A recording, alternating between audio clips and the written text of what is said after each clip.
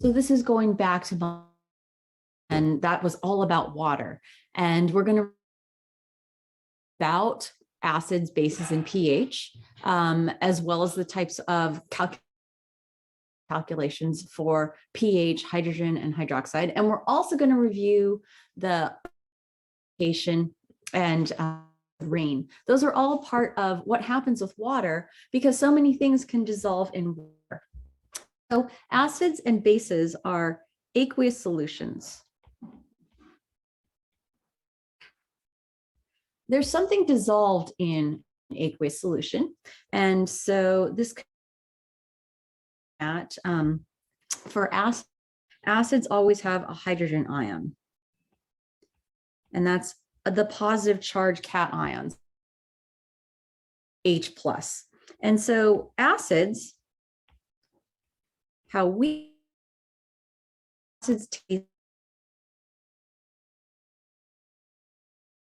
acids taste sour? Well, because that hydrogen ion is in there. And so what happens is that your tongue, that specific hydrogen ion. So the taste buds, there are receptors for that hydrogen ion that signal to your brain that sour taste. And so that's how you recognize something that has an acid like vinegar or limes or even wine, acid in a medication. So acids generally taste sour and bases have a general property in which they taste. Now, because we mostly avoid that's in humans usually have gone bad, trained to not their food. So you can see that these examples of bases are foods. So bases generally acids, there's a reason behind that. Compound in there, we're always going to have this hydroxide. This is the OH minus, and that's an anion. So that's the polyatomic anion, and it's the hydroxide. Okay, and so bases either have the hydroxide ion in the compound, or they can produce an aqueous solution when it is dissolved in water. So these bases that you can see are commonly bases. So here's Drano, that's to clean out a drain. It's pretty strong. Oven. These don't taste them, but they are all generally bases are cleaning. So there's tonic water, and then there's also this calcium carbons. And so bases are less common in foods, but some foods that have a little bit of a bitter taste, like or chocolate. That's actually part of the name, bittersweet chocolate. Why it's bittersweet is because it has base. pH value to describe the concentration of that hydrogen cation. And what pH stands for is power of hydrogen. So that's a power of 10. And this is the pH value is describe the concentration of hydrogen ion.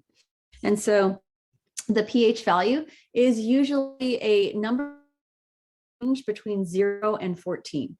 So though the range can be extended below 0, there are negative pH values. These are never going to be negative, okay? And though the range can be extended beyond 14, most of the everyday chemicals that we deal with, most of the everyday chemicals, even in a chemistry lab, are between 14. I'll say it again, there are not usually going to be negative values. So stop yourself before writing any negative pH value, okay? So there are in that range, anything that is exactly equal to 7 is called a neutral solution. And that's really only pure water is naturally pH 7. All solutions that are below 7 or above 7, those are your acidic solutions. Those are also called acids. And your basic solution, those are called bases. And acidic solutions considered a low pH. And so those low pH values between 0 and 7, they're not, low, like fractional or anything, but on this range side. Compared to above 7, those are called the high pH values. Thousands, but in this range, that's the high pH value. So with solutions is all solutions that are dissolved in water have both ion, so that's H+, and also hydroxide ion. That's because to start with, water is hydrogen and hydroxide. Extra hydrogen ion, or bases that have extra hydroxide ion, you're going to have kind of a mix of both, and they are related. So we'll get to that relationship, but that hydrogen and hydroxide are part of the natural breakdown of water. And so water will always have an equal amount of hydrogen and hydroxide, and in how the pH value is calculated. So the pH value is related to the concentration of hydrogen ion. So the concentration of is one way that's depicted is in brackets. So if I have the brackets, these are the square brackets around a compound, like compound X, that means the concentration of X in molarity. Those are those square brackets. So molarity is uppercase M. And so when you have the hydrogen ion concentration, so this is in the bracket, means the concentration of this hydrogen ion, the concentration of H+, is equal to taking the pH value, and it becomes a power of 10. And so that power of 10, you'll notice, has a negative. It's a negative. That does not mean it's a negative number, but a negative exponent will give you a fractional value. So for instance, for your pH of 7, that means the hydrogen ion concentration, so put that H+ in brackets, that's equal to 10 to the -7, and that's in molarity. So that's the concentration of hydrogen ion. That's what those brackets mean. And it's the units of the concentration here are represented in molarity when you use those brackets. And so really all you have to do is stick that whole number pH value coefficient, okay? And so you can also write it as 1 times that 10 to the power. And what that means, though, is not a negative value. It is that there are 7 zeros, 1, 2, 3, 4, 5, 6, 7 in front of a 1. And that is for the pH. That's a very, very low number. And all of these numbers are low as far as the concentrations. They're all going to be fractional, like even a pH of 1, that's equal to 10 to the -1 molarity, 0.1 molarity. So those are never going to be whole number for the concentration of the hydrogen ion, at least not with the values we work with between 0 and 14. Okay, so the pH value is going to be having a relationship with the hydrogen ion, and it is an inverse relationship. If you have an inverse relationship, one is high, the other is low, or one is low, the other is high. And that's due to the nature of what the pH is in the first place. It is a power of 10. And so let's take a look at this on this, which we've seen before in lecture. So here you have the pH values, and these values like 1, 2, 3, those are on a linear scale when you have them increasing by a step of 1 each, or decreasing going in the other direction. And this compares to the hydrogen ion concentration. That's a logarithmic scale. So those are increasing or decreasing by a power of 10. Okay. So let's compare pH versus a pH of 2. Okay, so pH of 1 versus a pH of 2, that's an increase of 1. And the hydrogen ion concentration is equal to 10 to the minus 1 molarity, compared to this hydrogen ion for a pH of 2 is equal to 10 to the minus 2. And so what happened there is, going from 1 to 2, the pH increased, right?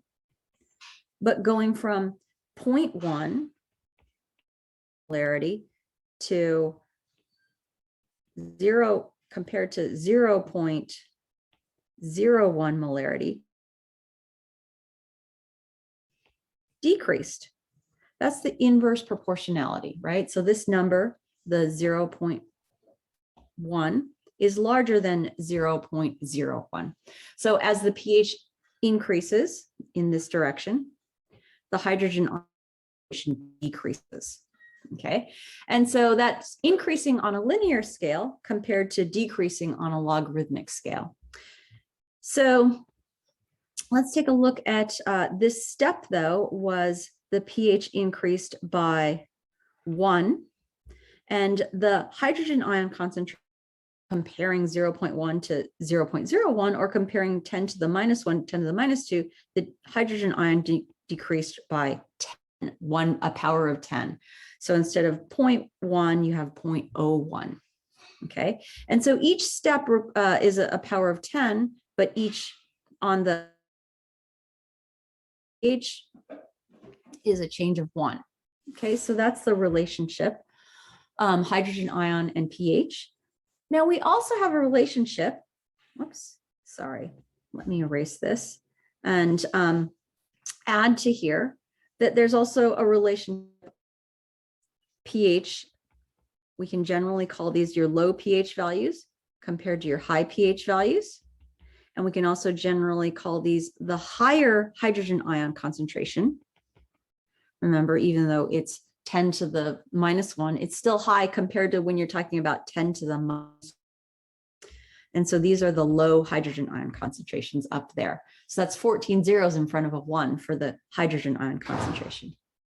Okay, so that relationship between pH and hydrogen ion, try to remember that. And let's talk about the relationship between hydrogen ion and hydroxide. So remember again that constant, the bracket hydrogen ion, or the bracket hydroxide ion, this brackets around that means the concentration of the hydroxide ion, OH minus, of molarity, or M. Okay, and so this relationship is that when you multiply those two concentrations, this is the hydrogen ion and the hydroxide ion, when you multiply them, they should always be equal to this constant, which is called the ion constant, the ion product constant for water. There's a lot of words in there. You don't need to know any of those words.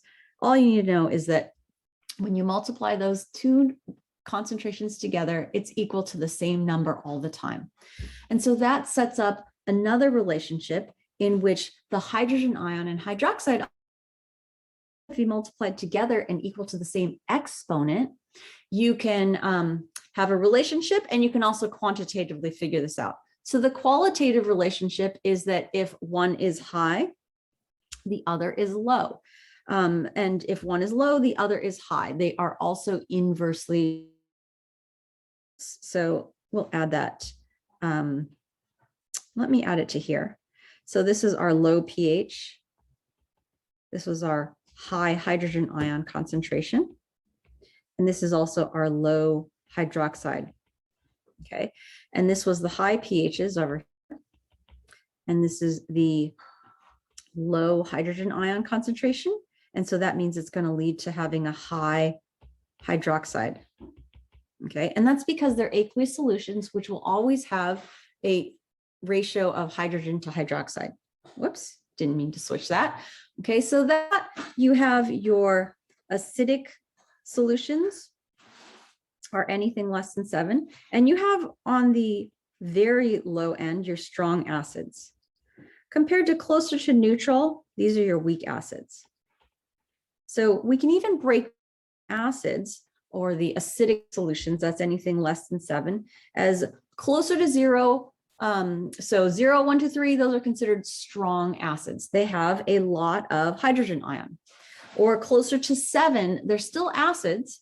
Even 6.9999 will still be an acid, but it'll be called a weak acid. That's because there's less of that hydrogen ion. Remember, it's the amount of hydrogen ion that determines that acidity.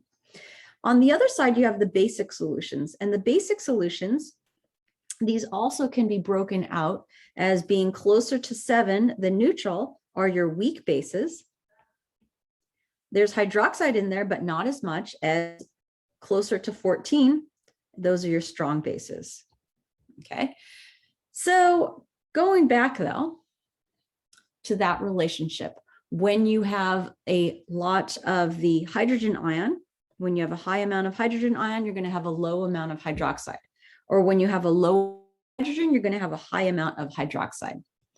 And so the exponents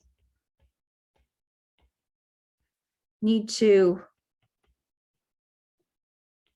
add up to negative 14. So for example, that pH of 7. So when you have a solution that's a pH of 7, when you have a whole number pH value, you have the hydrogen ion concentration, remember, is 10 to the minus 7 molarity. Remember, you can just slot that in there. So the value becomes the exponent. Well, now using this relationship, you can also determine the hydroxide ion concentration.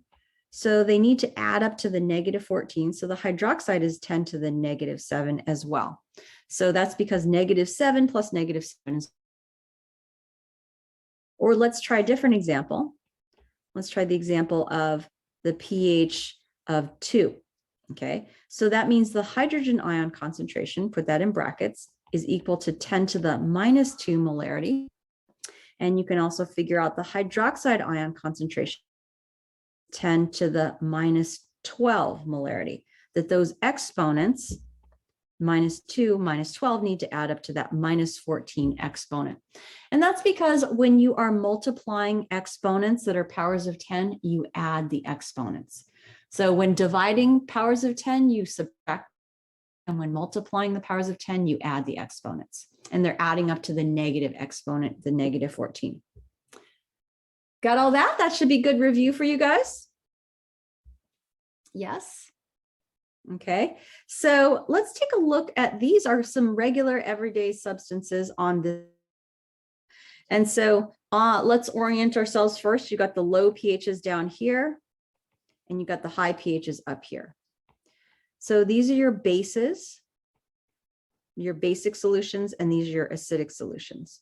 Okay, so exactly at 7 is pure water, neutral solution. And that pure water has an equal concentration of hydrogen to hydroxide. That's what a pH of 7 means.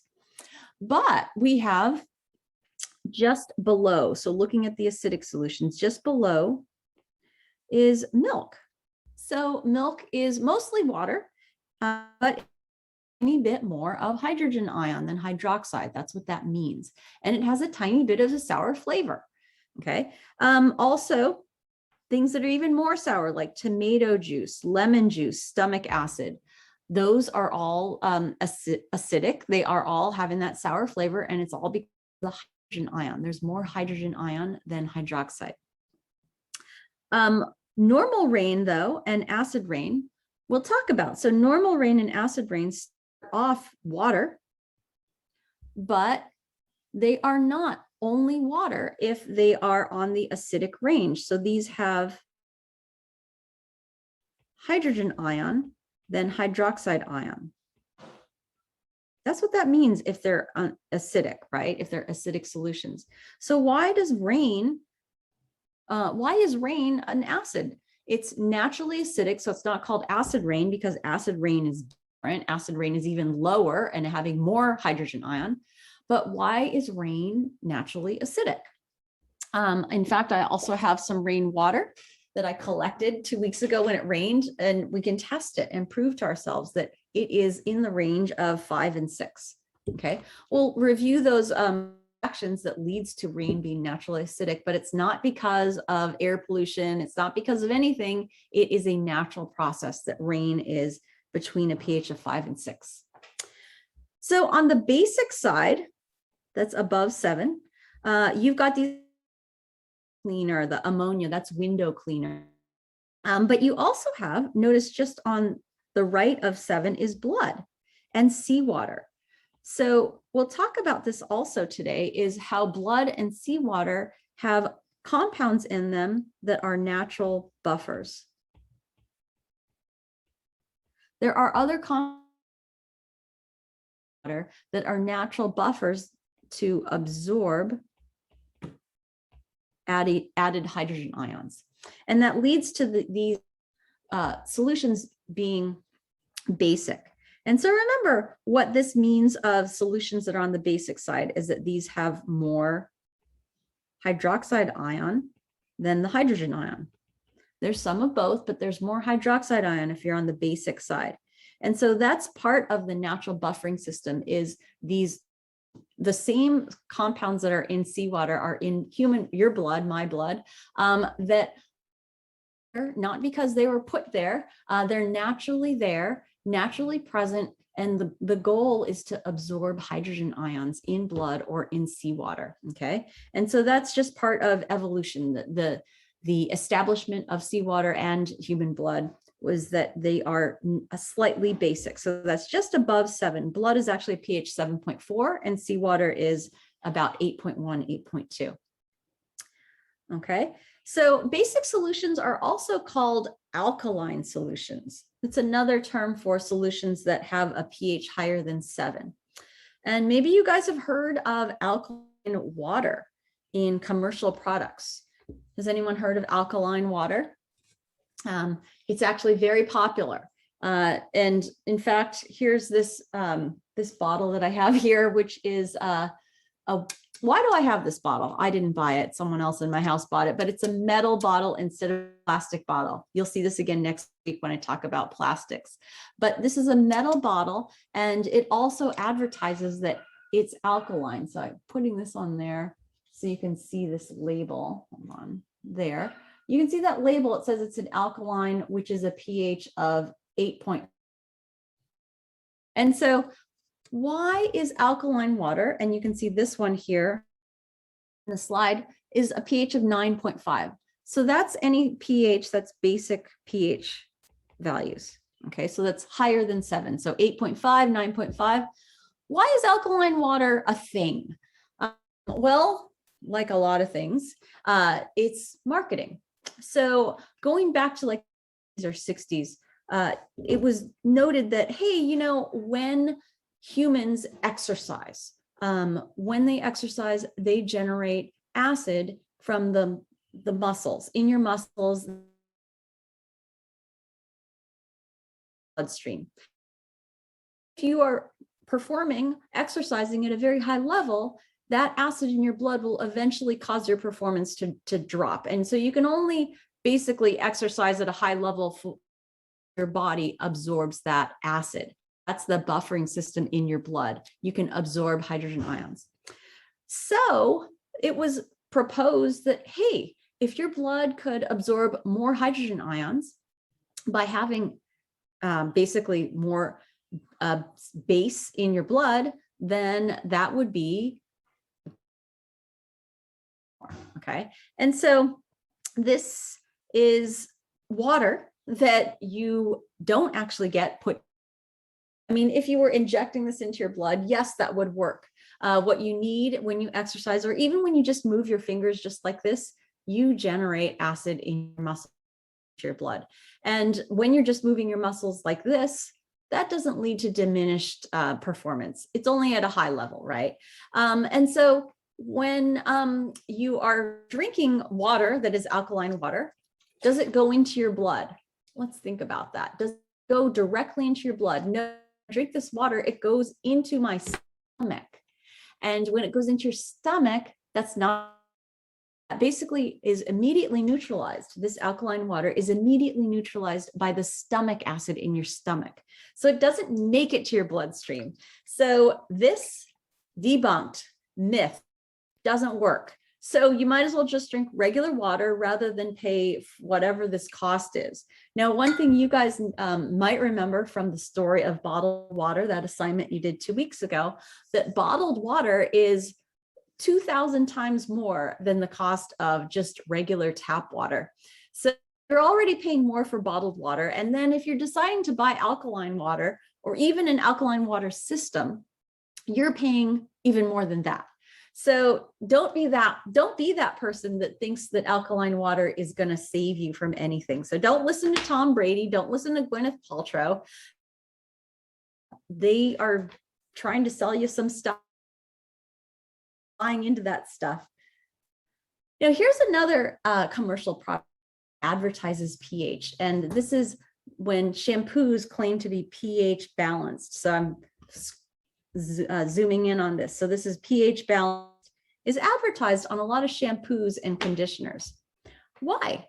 That have some basis to it, that when you wash your hair, you wash with a soap that is slightly acidic, and you can test it actually. You can test your own shampoo or conditioner. It's slightly not necessarily good for hair to be like too acidic. So the balancing of the pH is basically to kind of balance the water that's a pH of 7 versus the proper pH of the shampoo versus what your hair needs. And so pH balanced shampoo conditioners can be helpful. Okay, so let's take a look at next. No. Be working with today in both the at-home experiment and is a pH indicator. So a pH indicator is a substance that will change color in the response to the pH of the solution that you put it in. So this is an example of pH paper. So orange paper that when you dip the orange paper into a solution, it will change to a color that tells you by color what the pH value is. Okay, is true of this. We're going to make a purple cabbage juice. Blending it up, or you can just chop it up and leave it in water overnight, and that will release the pH to the water, and then we can use that. It's just like a little piece of paper you can use to test a solution. The cabbage water used to test solutions by color that will tell you the pH of the solution. So the called anthocyanin, and that's naturally present in red or purple cabbage, and as well as these other fruits and vegetables that are naturally purplish even, like blueberries or eggplant, have anthocyanin in it, just like the same thing that makes this purple cabbage purple.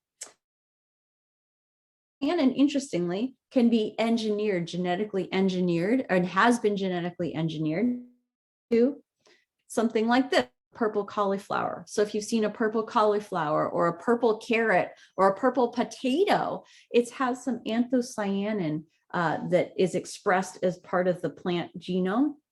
And so if you've had that purple cabbage and you've had flower, has that purple color because of the anthocyanin, but also cabbage flavor, I've always thought about that purple cauliflower.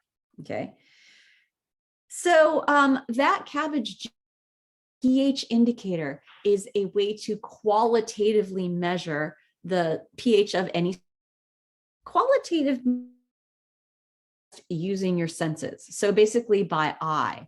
Okay, so looking at the color will indicate the pH of a solution. And these are precise to 1/2 of a pH value. For instance, if you pour some of your purple cabbage into your solution that you're testing and you see that it is yellow, well, then you know that that's a pH of 13 or 12, or in between 0.5. Have a precision value like 1, 2, 3, 4, so on. Or if the between, let's say green and yellow, that would be in between green and yellow, 11.5. Okay. 7, let's say, or in between pink and purple, that would be something like this, maybe 5.5. So that's qualitative. And that's why it's a little bit of like, I'm saying like, maybe it's about this. That's what qualitative means. It is not as precise as a quantitative measurement. A quantitative measurement, you're also going to see with using a pH meter. So the pH meter has the precision to 2 decimal places out. So that's 2 decimal places out for the pH value. And the pH meter, being very precise, also fluctuates. You might remember way back looking at an electronic balance. The electronic balance is out, and that fluctuates a lot. So when looking at a pH meter, you'll see that last digit fluctuating a lot. And what that means is just see it. Okay, so a pH meter is used the solution that it'll give you the pH value.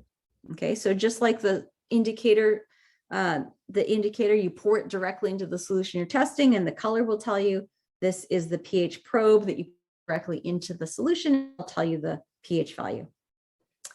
Okay, so let's see. Let's take a look now at the experiments. So let me go where we have this in parts A, B, and C, and this is corresponding with your reports.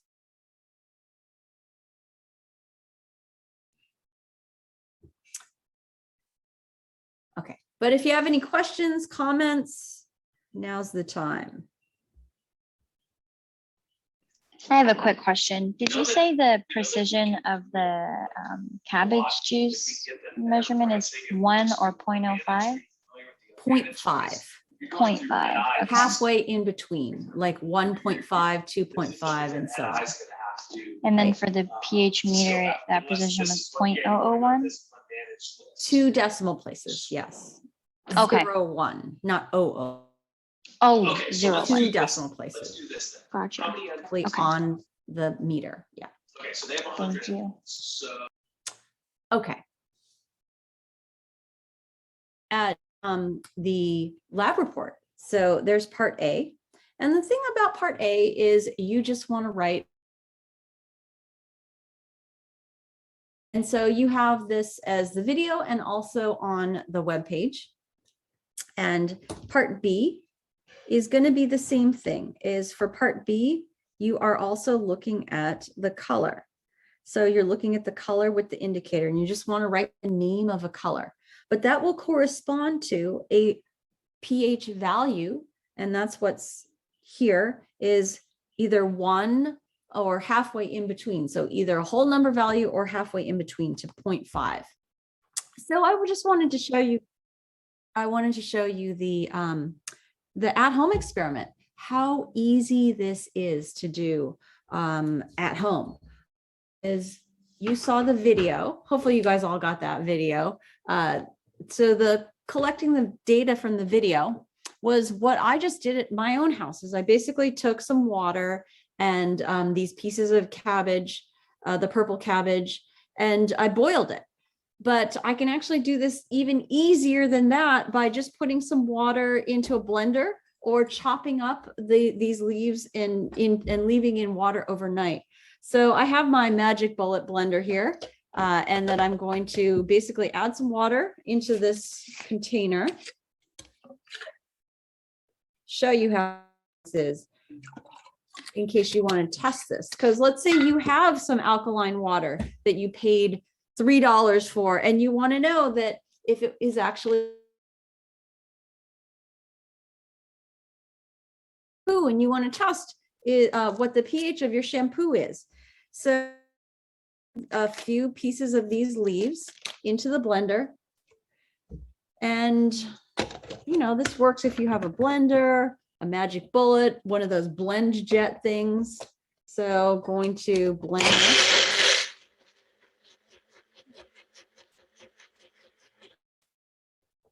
So you can see I've got this purple cabbage juice now. I didn't have to boil anything. I could do it right here at the desk. Hopefully I won't spill. And this purple cabbage juice, I still have some cabbage left over. So you can do this over and over again, but there's enough of this to test a bunch of different samples. And the testing process is just have a bunch of different test tubes or cups or bowls or containers. They don't have to be clear, but have your different containers and put some different solutions in there. So solutions that you want to test. So what I'm going to do is I'm going to basically get these around the house. This one's vinegar. So I'm going to pour some of the vinegar, and you probably still have some vinegar because we used vinegar 2 weeks ago, right? So pour some vinegar into the bottom of the test tube, and you can see that that is a clear solution. The next one, I'm going to do some baking soda because you also have baking soda. We used that 2 weeks ago. So the baking soda is a white powder. So I'm actually going to have to make a solution out of that, pour the white powder in the bottom of the test tube, and then add some water to that. So making the solution of the baking soda, add the baking soda and then add water to it. And you can see that that is not all dissolved. So I can mix it. And then that should dissolve the baking soda solution. If it stays kind of whitish, that's okay too. You just have to remember the color before and the color afterwards. Some bleach. So some bleach, I'm just going to pour some bleach in here. The one thing when you are looking at what to test is you want to test solutions that are clear or at the very least whitish color change, because it starts off purple, and if you had something that was already starting off purple or starting off yellow, then you're going to be confused about what that color change is. I have some hydrochloric acid that I brought back from lab. Strong acid, hydrochloric acid. I'm going to test that. And I have that sodium hydroxide, going to test that. And you notice that I don't have to measure any exact amounts. I also have that rainwater. So I have this sample of rainwater that I'm going to test. I'm just going to pour this straight in. So I had collected that rainwater. So these are all clear solutions. And then what I have is that purple cabbage juice. So that purple cabbage juice, I'm actually going to transfer to a beaker. So this looks a little more official. And you see that there's a bunch of like the purple cabbage leaves are in there. That's okay. Those little pieces of leaf, that is not going to change the experiment. You just want to make sure you have this purple cabbage indicator has been released into the water. The water needs to be purple in color. So the blender does that, boiling it.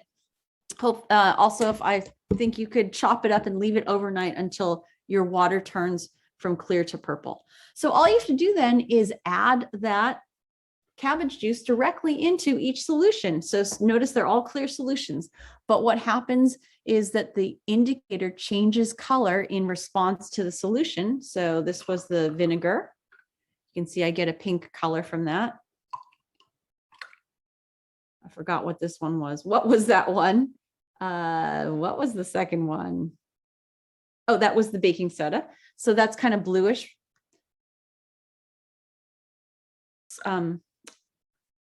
What was this one? I already forgot. That one was bleach. This one is bleach. This next one is the hydrochloric acid. The next one is sodium hydroxide. And the next one is the rainwater. I think that was the rainwater. So you can see these, I get these nice colors. Now this was the bleach, this one that is no color at all. And that no color is actually on the range. when we look at the range, so I'll go back to the range over here.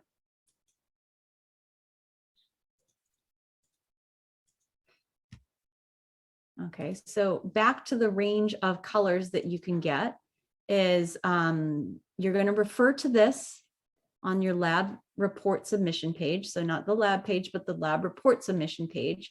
You have the range of colors. And so I can see that if it's pink, that the vinegar, not surprisingly, is in that pH range, somewhere between 1 or 2. And then the blue, this was the baking soda. So baking soda is the bluish color, and that bluish color is a pH of somewhere so. And someone, Miu, had asked me if it's right on the color, what should you write? You could write 8.0 because remember, this is to 1 decimal place out, but only in the halfway. So if it's between blue and green, you can get 8.5. But if it's exactly green, like this is an example. So you have exactly green, or this clear, sorry, I'm referring to this without, you guys can't see this. When you have a clear solution, where would that fall on this indicator? So where would a clear solution fall? Let's think about that. So you got red, pink, purple, blue, green, yellow. Well, clear solutions actually would be basically just to the right of this yellow. Or what would be something be very red would be just to the left or in the negative pH. So going back to what I had for the samples is this one. I have the clear solution. This actually kind of light yellow, which would be a very strong base, and that was the bleach. And so those very strong bases and even weak bases are generally used for cleaning solutions. So use some cleaning solutions if you want to get some different colors, but I got a nice range of colors from these. Let me see if I can get a little more light in this. So I've got by pink, by blue. It's kind of cool to do, and it's that easy, okay? So it's that easy, and you guys will see that there's also instructions in the lab procedure for completing that at-home experiment. Okay, so this is going to the back to reviewing some more about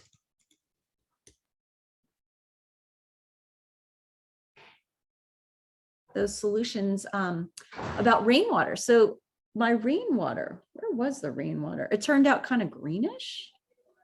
I can't remember which one was the rainwater that I tested. So you'll test these different solutions. And the rainwater is naturally acidic.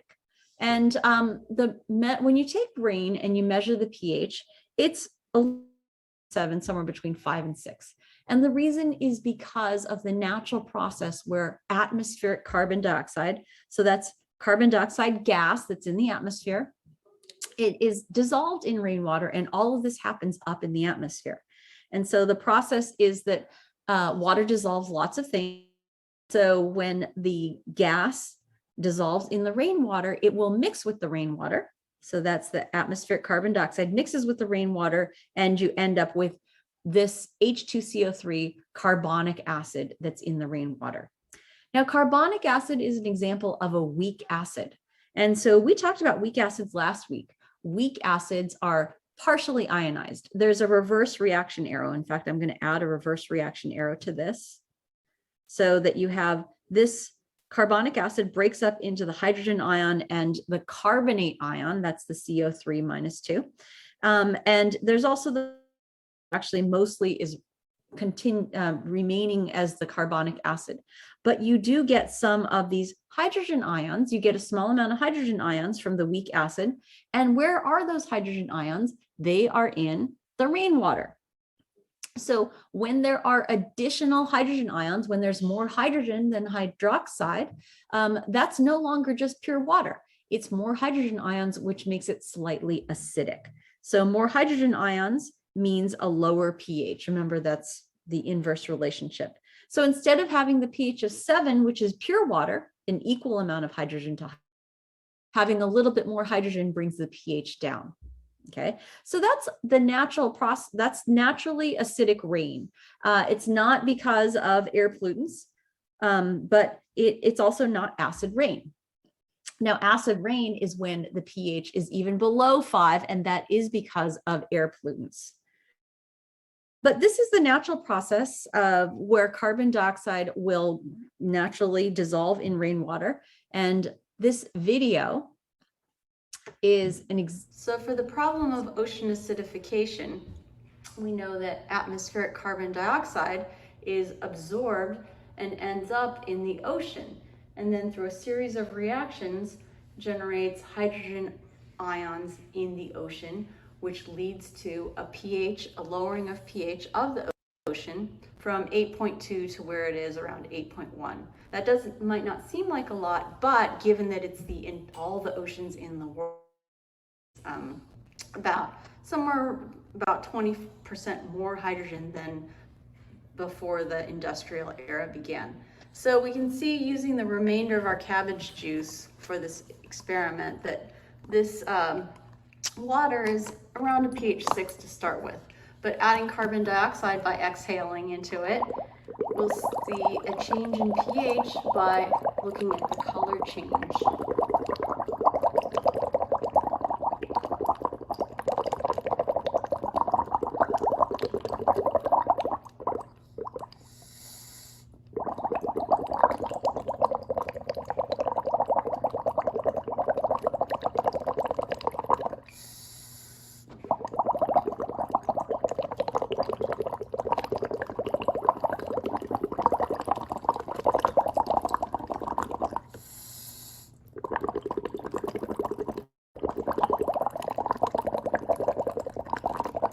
So it's going slightly into the pink range, down from the. So adding a lot of carbon dioxide gas by blowing directly into the water, that adds the carbon dioxide gas, it dissolves in there. A lot of it doesn't immediately cause it to become an acid. And so that's the thing about ocean acidification, is that over time, that all the carbon dioxide that humanity has added to the atmosphere, that naturally dissolves in the ocean. And many of you guys, your videos, the ocean will absorb carbon dioxide, but that is leading to some detriment, because that was not meant for the ocean to absorb the amounts of carbon dioxide that we've been putting in for the last 200 years. But it does take a lot of carbon dioxide to reduce it down to the acidic levels. So what's happened to the oceans is that it's reduced down to from 8.2 down to about 8.1. Okay, so that's acidification. It's not, the oceans are not an acid. They're moving towards the acid range, but they're still in the base range. Okay, so, but let's get back to the acid rain. So acid rain is when you have a pH lower than 5. How does that happen? So this is going back to module 2 in talking about the air pollutants. So remember those SOx air pollutants. SOx are the air pollutants that come from coal-fired power plants. And that's because when you burn coal in either a coal-fired power plant or a factory, when you burn coal to generate electricity, that coal has small amounts of other atoms in there, and sulfur is one of them. So it's a side reaction. The majority product from burning coal is carbon dioxide, but a minority amount, a small amount, a fractional amount is SOx. That's either sulfur dioxide, SO2, or sulfur trioxide, SO3. It's called SOX because you can change the number of oxygens 2 or 3. So for example, when you have this SO3 in the air as an air pollutant from burning coal, this will be a gas, but gases will naturally dissolve in water because water dissolves lots of things. And this gas dissolves in the water, reacts with the water, and produces sulfuric acid, H2SO4, in rainwater. Okay, so just as carbon dioxide gas in the atmosphere sets off a series of reactions that results in hydrogen in the rainwater, this also starts off as a gas in the atmosphere that sets off a series of reactions that results in extra hydrogen in the rainwater. So that's because this sulfuric acid is a strong acid. And what strong acids do is they completely ionize. So that's completely ionized. And so this is only a forward reaction arrow, no reverse reaction arrow. And you ions and that sulfate ion. What's important though is the extra hydrogen ions. Having even more hydrogen ions lowers the pH even more, lower than the already 5 to 6 it is, down to pH less than 5. And so that's acid rain when you have pH less than the natural amount. So how you can basically, if you're concerned about acid rain, what you can do is electricity, saving electricity, turning things off. That's one way to do it, is by having less of this sulfur dioxide present.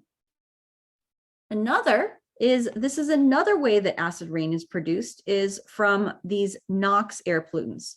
So nitrogen oxides are coming from engine exhaust that burn gasoline, jet fuel, diesel fuel, any fuels, okay? So this is because, and this is going back to module 2, that because when you have a hot engine, combustion engine where things burn, that hot engine naturally leads to side reactions inside the hot engine that combine nitrogen from the atmosphere with oxygen from the atmosphere. Remember, those are the two highest amounts of gases in the atmosphere. So that natural combination produces either nitrogen monoxide or nitrogen dioxide in small amounts.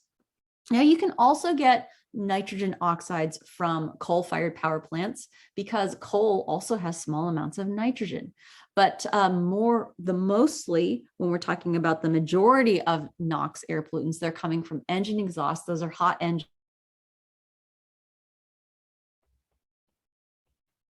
Buses, boats, planes, anything that is burning in has a combustion engine. So not an electric car, but those combustion engines that are gasoline powered.